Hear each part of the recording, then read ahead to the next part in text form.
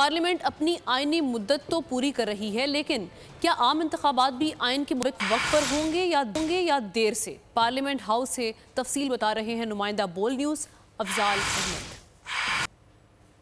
हम थे कि इस 2 महीने के अंदर इंतखाब होने चाहिए, लेकिन मुझे लगता नहीं है कि होंगे। ये तो ना आपको पता है तो अल्लाह को पता है, या करवाने वालों को पता है बेटा। अभी आपको अंदेशा कैसे महसूस? बाकी 4-5 दिन बचते हैं, ऐसा नहीं है। जो एक सियासी जमात बातें कर रही हैं, जो हमारी PDM है, तो यकीनन वो बात होगी जो आवाम के लिए, मुल्क के लिए, आइन के लिए, मुल्क की आइन की बालादस्ती के लिए बेहतर होगा।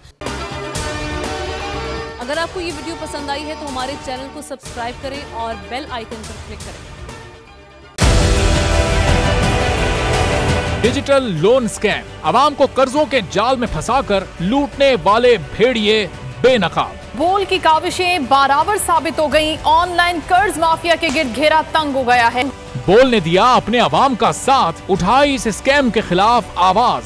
बोल की डिजिटल लोन स्कैम के खिलाफ आगाही मुहिम की सबसे बड़ी ट्रांसमिशन 59% आवाम ने देखी अपनी स्क्रीन पर, क्योंकि बोल है पाकिस्तान का नंबर 1 न्यूज चैनल।